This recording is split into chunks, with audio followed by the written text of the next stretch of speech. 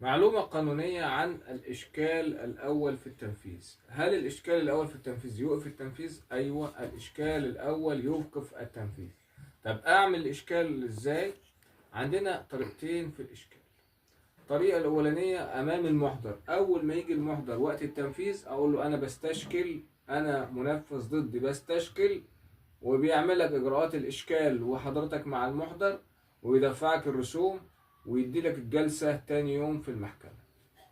ده بالنسبة لإجراءات الإشكال أمام المحضر. طيب إيه التانية؟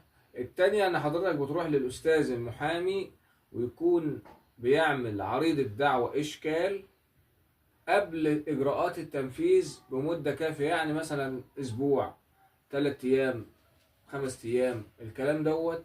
بيعمل عريضة إشكال ويعلم فيها إدارة تنفيذ الأحكام التابع ليها. تمام؟ في هذه الحالة بيتم وقف التنفيذ مؤقتا لحين الفصل في الإشكال. شكرا.